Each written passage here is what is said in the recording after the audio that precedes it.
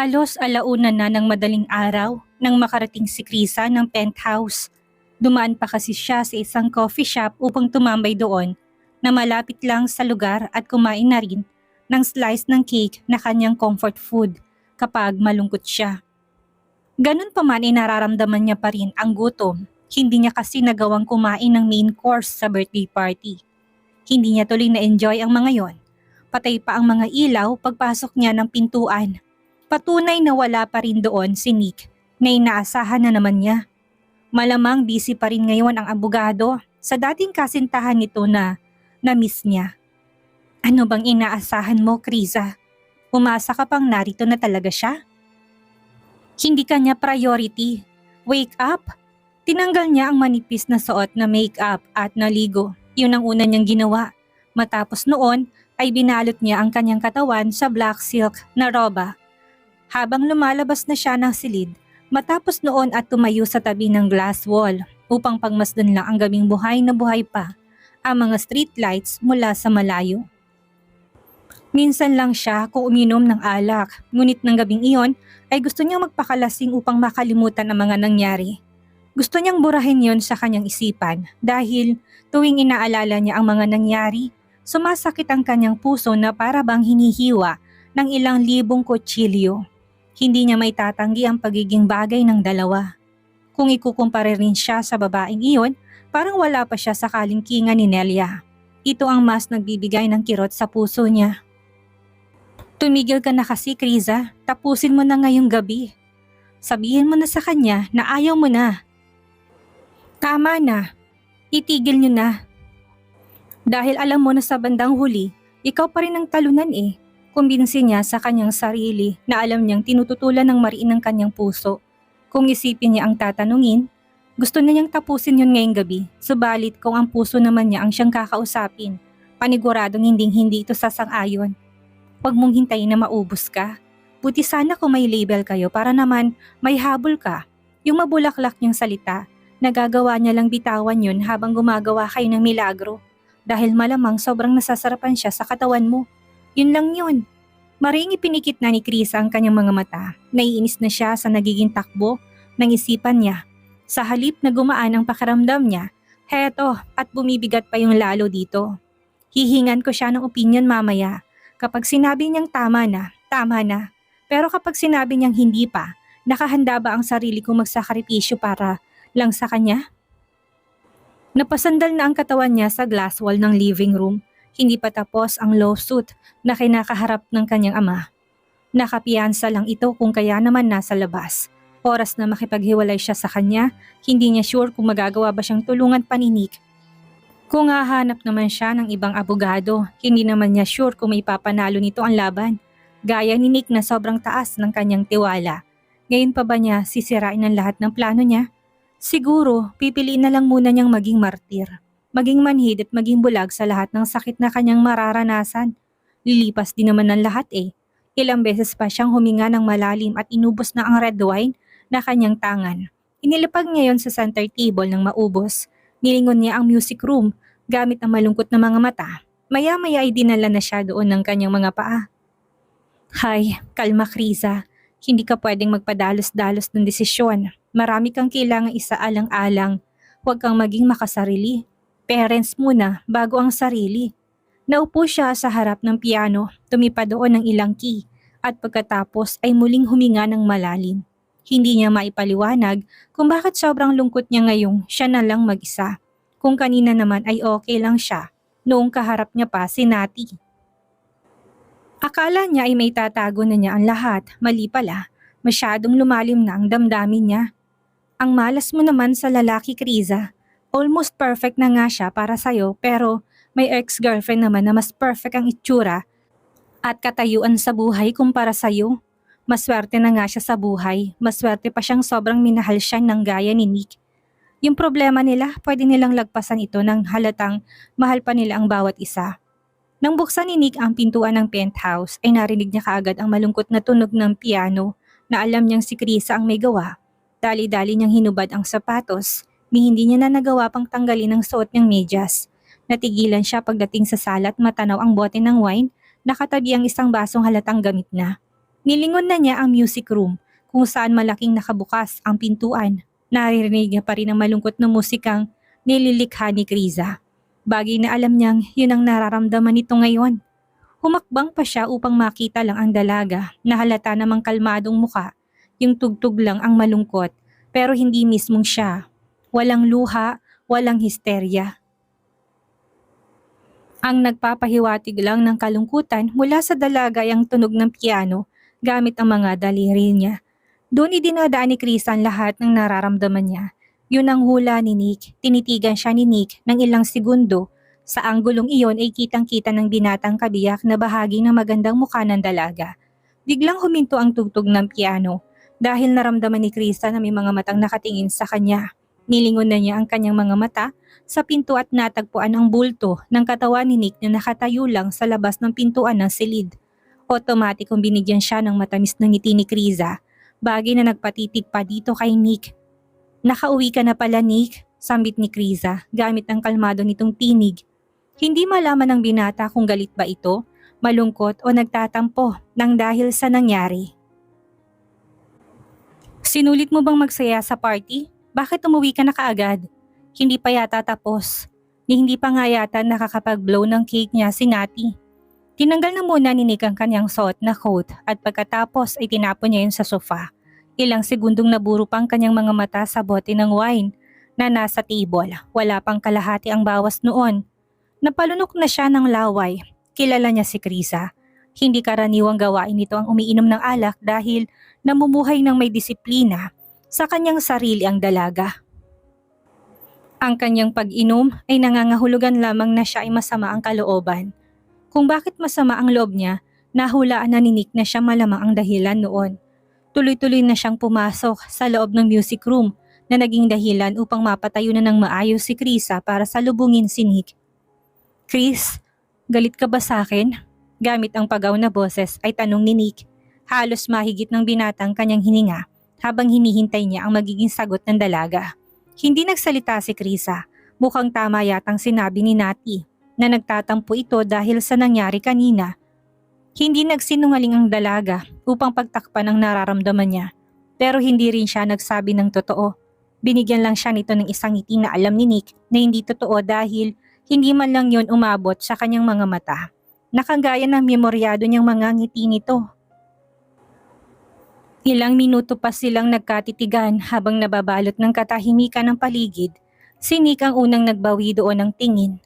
"Chris, gusto ko sanang ipaalala sa'yo na nung nagdesisyon tayong magsama sa loob ng iisang bahay ay nagkasundo rin tayong maghihiwalay. Oras na mapagod na tayo sa bawat isa. Natatandaan mo?" Nanuyo ang lalamunan ni Krisa. Sinasabi na nga ba niya? Iyong mga pangako nito sa kanya, ang buong akala niya ay taos puso nito, ay isang huwad lang pala. Hindi siya nito totoong mahal. Attracted lang sa katawan niya ang abogado. Walang ipinagkaiba yon sa pagiging parausan niya with the twist dahil lahat ng gusto niya ay nakukuha niya gamit ang pera ng binata. Hindi involved ang puso nito at ang damdamin. Katawan lang niya ang habol nito. Ang ginusto nito at hindi niya maikakaila sa kanyang sarili na masaktan dito. Sana hindi na lang niya narinig. Sana hindi na lang niya yung sinabi pinamukha ngayon sa kanya. Para siyang sinampal ng paulit-ulit. Masakit pa ang dating nito sa kanyang nakitang pagsasayaw kanina. "Kaya bakit mo ginagawa sa akin to? Bakit pinaparamdam mo ang laki ng kasalanan ko sa'yo?" Dumudungaw na ang ilang butil ng luha ni Krisa, ngunit pilit niyang pinigilan niyang magpakita. Hindi pwedeng makita ni Nick na iniiyakan niya ito. Dapat na maramdaman nito na hindi siya kawalan. Tanging tulong lang nito ang kanyang kailangan at hindi siya affected. Yun dapat ang tumatak sa isip nito at hindi ang itsura niyang parang nasupalpal at na-reject dahil umamin ng kanyang totoong nararamdaman. "Anong ginagawa ko sa'yo na sinasabi mo? Wala akong ibang ginagawa at sinabi, Nick. Hindi rin naman kita sinusumbatan." "Kung tutuusin, tahimik lang naman ako, hindi ba? May narinig ka bang rant ko pagpasok mo?" "Wala, dahil alam ko kung saan ang lugar ko." May hinahon pa rin ang boses ni Krisa kahit nang gusto na mag-breakdown ng puso niyang luhaan at umiyak hanggang umaga. Kung pwede lang niyang gawin iyon nang malaya kanina niya pa sana sinimulan. "Pagod ka na ba? Ititigil na ba natin ito dito? Sabihin mo lang sa akin, Nick, at agad kong lilisanin ang bahay mo. Lulubayan na kita. At least, alam kong hindi mo na ako kailangan pa. Umigting ang panga ni Nick nang marinig niya ang huling litanya nito. Sino ang nagsabi sa kanya na hindi niya na kailangan ng dalaga? Gusto na ba talagang tapusin yun ni Krisa dahil lang nakita nito sumayaw silang dalawa ni Nelia? Ganun ba kasakit ang epekto nito sa kanya? Bakit? Bakit ito gagawin? Chris, ayos lang ako Nick. Hindi mo kailangan mag-alala kung saan ako pupunta. May pamilya naman akong uuwian. May music center din naman akong pagkakaabalahan. Magkikita pa rin naman tayo tuwing magre-renew ako ng building na yon na pinaupahan kung itutuloy mo yon na parentahan. Kung sa tingin mo ay pagod ka na at hindi mo na ako kailangan, willing akong tanggalin ang sarili ko dito. Saka sa buhay mo, ang isipin palang na kada uwi niya ng bahay at walang Krisa na sa kanya yung naghihintay, sumasakit na agad ang puso doon ng abogado na hindi niya alam kung paano ipapaliwanag ang sakit. Yun pa kayang minsan na lang niya itong makikita? Hindi yun pwede. Hindi siya papayag. Hindi ito aalis. Kailangan niyang panandalaga at hindi pa rin siya napapagod dito. No, nauutal na sagot ni Nick sabay iling ng kanyang ulo. Diretso pa rin ang tingin nito sa kanyang mga mata. Hindi pa ako pagod at kailanman hindi ako mapapagod sa'yo. Nais mapahikbi ni Krisa nang marinig niyang litanyang iyon. Hindi pa siya pagod pero bakit ginagawa niyang bagay na yon? Bakit hindi na lang niya balikan si Nelia at doon na lang nito ibaling ang kanyang buong atensyon? At least, paunti-unti makakausad na siya. Makakausad nga ba siya kung sobrang hulog na ang buong puso niya sa abogado? Ituloy lang natin Chris, ha? Napakurap na ng kanyang mga mata si Krisa. Dama na niyang pamumula noon. Ang panghahapdi dahil sa nasasaktan siya pero pilit niyang pinapakitang ayos lang siya. Pinili niya ang huwag sumagot. Hindi niya rin naman alam kung ano ang kanyang sasabihin dito. Nang makita ni Nick ang itsura ni Krisa, ay walang pag-aatubiling tinawid niya ang kanyang distansya. Sa loob lang ng isang kisap mata ay nagawa niyang ikulong ito sa kanyang mga bisig. Hindi naman pumalag ang dalaga na nakaramdam ng panghihina ng kanyang dalawang tuhod. Kung hindi siya niyakap ng binata, baka humandusay na rin siya. Parang piniga pa ang puso ng dalaga nang simula ni Nick na halikan ang leeg niya. Patuloy nito na hindi talaga siya mahal ng abogado. O kahit katiting na pag-ibig ay wala ito dahil ang katawan lang niya ang kailangan nito at habol sa kanya. Yung pangarap niyang makasama ito ng matagal at panghabang buhay, bigla yung naglaho sa isipan ni Krisa. Dahil sa pagbabalik ni Nelia, hindi niya napaghandaan ang bagay na yon. Kaya naman ganito siya. Ganun pa man, wala naman siyang ibang magagawa. Siya ay isang alipin lang ng abogado, alipin ng katawan nito, alipin ng maling pag-ibig niya dito, alipin ng kanyang damdamin. Ituloy lang natin Chris, mahina nitong bulong sa puno ng kanyang tenga. Mariing ipinikit ni Chris ang kanyang mga mata. Gusto niyang itigil na pero ang puso niya patuloy na bumubulong at nakikiusap na pagbigyan pa ang kahilingan ni Nick sa kanya. Hinawakan ni Nick ang ulo niya gamit ang dalawa nitong palad at pilit na hinuli ang kanyang mga mata na hindi niya alam kung balot na ba iyon ng luha dahil sa sakit na dulot ng sitwasyon nila. Ayaw niyang tingnan ito, ngunit wala naman siyang choice ng oras na yon. Tingnan mo ko sa mata at sagutin mo ang tanong ko, Chris. Nick, just say yes, Chris. Huwag mo kong pahirapan dahil nakikita kita ang ganito. Alam kong disappointed ka. Ipakita mong tunay na ikaw at nararamdaman mo sa akin. Huwag kang magpanggap na ayos ka lang kung alam mo sa kaloob-looban mo na hindi naman. Show it to me the real you, baby. Hiling ng binata, nakagat na ni Chris ang kanyang labi. Gustong-gusto na talaga niyang umiyak pero hindi yun pwedeng makita ni Nick. Hindi niya pwedeng makita na sobrang nasasaktan siya dahil pihadong pagtatawalan na lang siya nito. Bakit ba kasi hinayaan niya mahulog sa abogado ang kanyang sarili? Hindi ka pwedeng umiyak, Riza. Hindi mo pwedeng pagmukhaing tanga pa ang sarili. Huwag mo sanang pansinin ang existence ni Nelia kung yun ang pinagsimulan nito. Nakaraan ko na yon, hindi mo ba kayang sumabay na makipaglaro? Pinagbigyan ko lang din siya dahil ayaw ko siyang mapahiya sa mga nakakakilala sa kanya. Rason ni Nick na para kay Chris ay ang lamya nito. Kaya pala okay lang sa kanya na siya ang mapahiya. Kung ganito ang mindset na abogado sana man lang ay hindi na siya ipinakilalang girlfriend nito sa halos lahat ng bisita sa party. Nakaka-proud nga sana ang bagay na yon. Kaso lang, biglang natabunan ng pagpapakita doon ng nakaraan ng babae sa buhay nito. Hindi niya tuloy mapigilang maawa sa kanyang sarili noon habang sumasayaw sila. May mangilan-ngilan sa mga nanonood ang tumitingin sa kanya. Puno ng awang mga mata na para bang sinasabing mahal pa ni Nick ang dati nitong nobya at panakip butas lang siya. Malamang, yun ang tatakbo sa isipan ng mga tao na naroon. Dahil nga ang pakilala sa kanya ay kasintahan niya, alam naman niya kung saan ang lugar niya. Ang nagpapasakit lang ng loob niya ay yung pinili nitong sumayaw at hindi ito tahasang tanggihan. Sa mga mata pa naman ni Krisa ay parang ang landi ng datingan ni Nelia. Kumbaga pakawala ito. Habang nagkakasundo naman tayo, hindi natin kailangan pansinin kung ano nangyayari sa buong paligid natin, hindi ba? Sagutin mo ako, Chris. Tanong pa ni Nick na parang batang inaamo. Muli na namang nabulag si Krisa ng mga sinabi nito. Tama naman ng abogado. Bakit ba sobrang affected niya?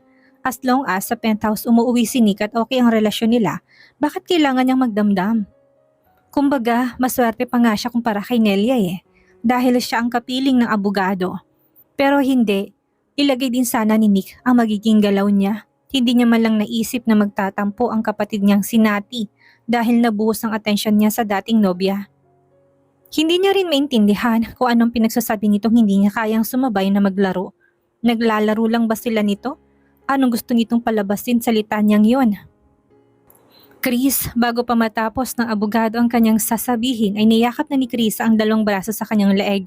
Walang pag-aalinlangan niyang idiniin ang labi nito sa kanyang bibig at walang pag-atubiling hinalikan ng dalaga ang labi ng abogadong bahagyang napaawang na.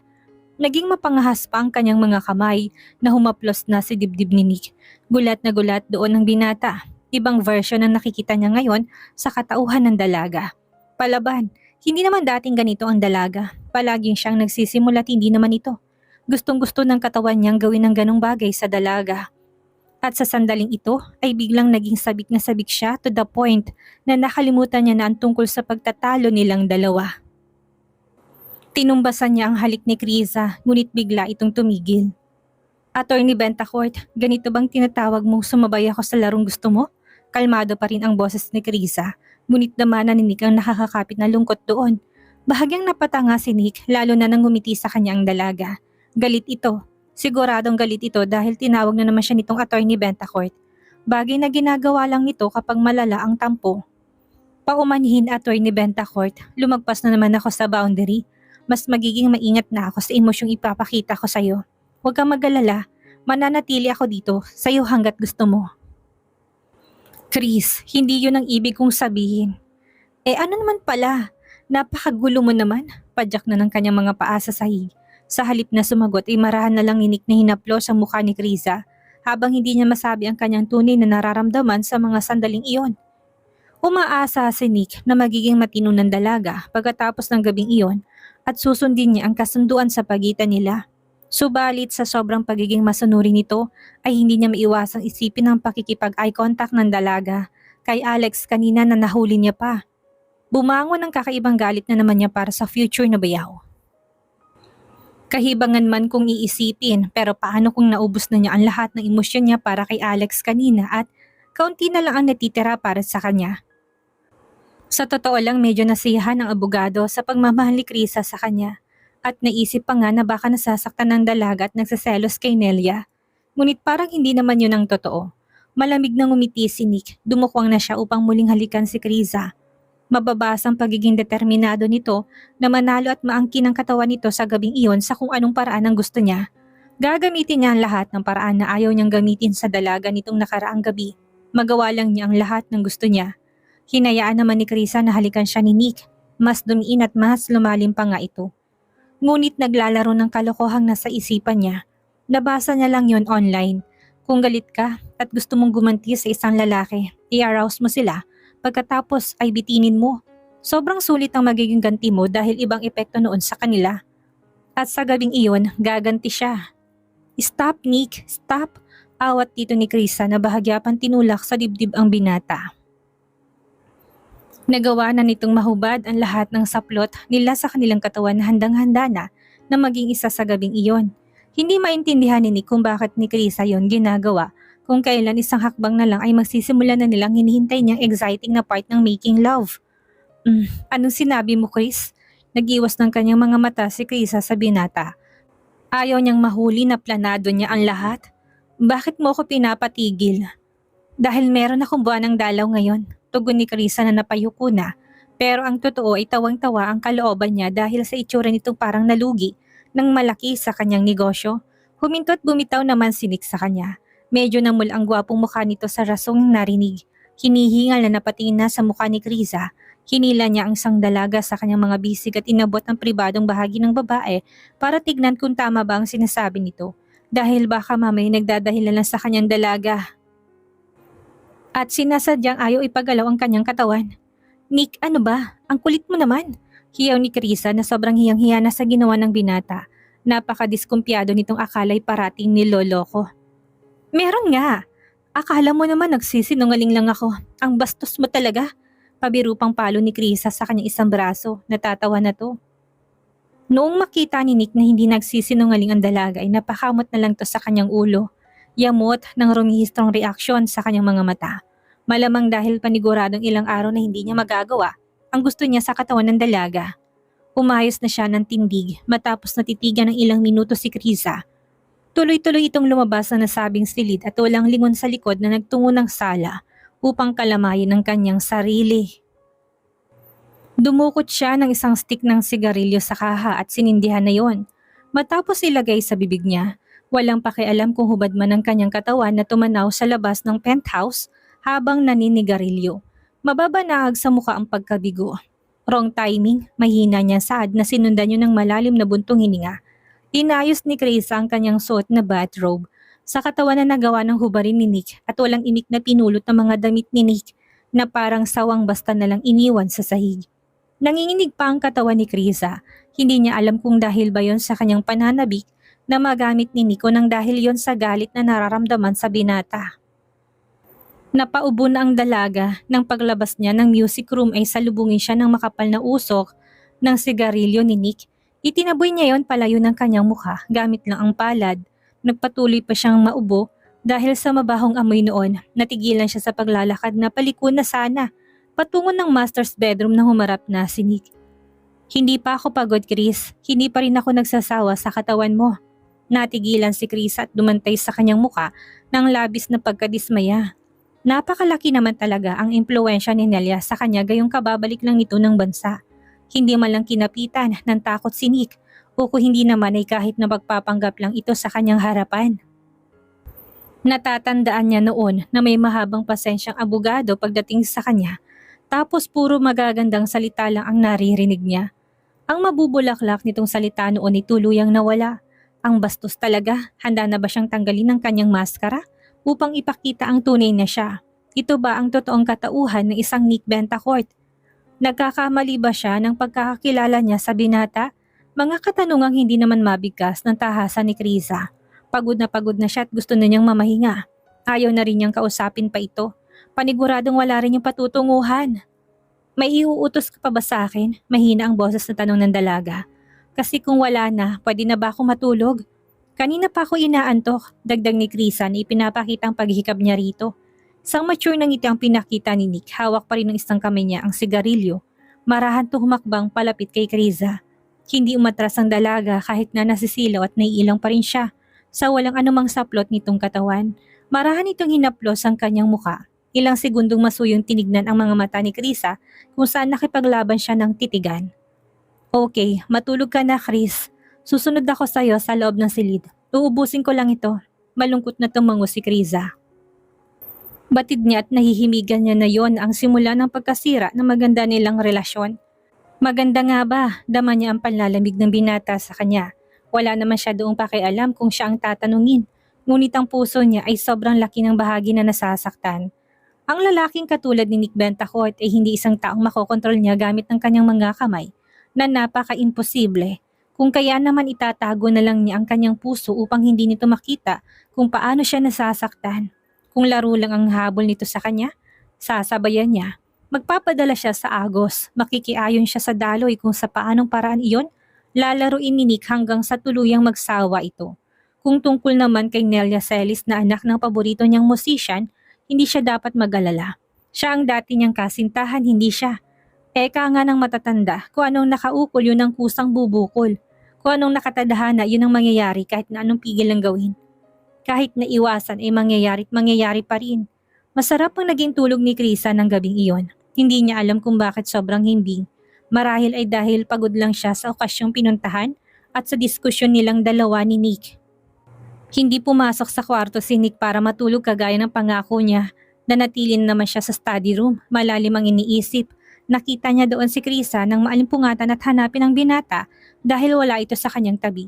Pinagkibit lang niya ng balikat ni Krisa na piniling bumalik sa pagtulog. Mabuti rin yun para hindi na siya nito kulitin pa. Alangan namang pilitin ko siyang tumabi sa akin kung ayaw niya. Sa mga sumunod na araw ay naging abala sa trabaho si Nick. Bihira siyang umuwi ng penthouse para kumain at magpalit ng damit. Madalas din itong sa opisina niya nagpapalipas ng gabi. Napansin niya ni Krisa ngunit ang tumawag sa binata ay hindi ginawa ng dalaga. Kung umuwi man ito ay madalas na may kukunin lang na gamit at pagkatapos ay aalis na rin. Para silang mga estrangherong nakatira sa isang bahay. Magkakatinginan lang sila ngunit niyang mag-usap ay hindi nila magagawa. Nawala na ang sweetness nila noon. Minsan ay nagdududa pa si Krisa kung nagkaroon nga ba sila ng ganoon. Hindi nakialam si Krisa sa kanyang pribadong buhay. Siya ay masyado ring abala sa kanyang sarili. Ang paunang gawain para sa music center ay karaniwang natapos na. At siya at si Miss Jen ay pumili na isang magandang araw para pagbubukas ng kanilang music center. Nung araw na yon, himalang maagang bumalik si Krisa mula sa music room. Pagsakay niya ng sasakyan ay nakatanggap siya ng tawag mula sa kaibigang si Rita. Nag-aalangan ang tono nito na parang ayaw na niya magsalita. Napatawag ka, Rita. Niloloko ka na naman ba ni Zeke? Nagalit agad si Rita nang marinig ang pangalan ng asawa. Ano ka ba? Matagal ko na siyang sinukuan, Krisa. Proud na tura ng kanyang kaibigan. Napatawag ako ng dahil sayo. Bakit ang malas mo sa mga lalaki ha? Hindi ka man lang sinuwerte. Bumilis ang tibok ng puso ni Krisa sa litanya niyang iyon. Bakit? Anong meron? Nalilitong tanong niya. Nawala ang galit ni Rita at binitawan ang lahat ng kanyang nalalaman. Alam mo ba na ang attorney Bentacourt mo ay nagkaroon ng ilang mga social event kamakailan? Nakuha ng kaibigan ng atensyon ni Krisa. Hindi. Goodness, Krisa, gaano ka ba kabisi para hindi mo malaman yon? Kasama niya si Nelia Celis, yung anak ng favorite mong musician. Okay lang sana yun eh, pero ang siste nagpunta rin siya sa business trip sa Vietnam. At anong part na nakakairita? Kasama na naman niya doon si Nelia. Napaawang ng bibig ni Krisa, ni isa doon ay wala siyang alam. Naninikip na ang dibdib niya sa narinig, parang may mabigat na batong nakadaga na doon. Kaya pala busy ang abogado.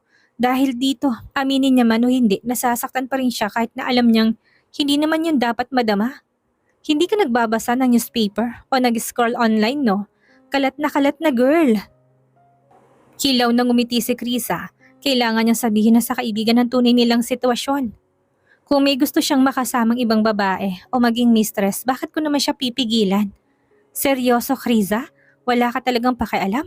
Hindi ka ba nasasaktan?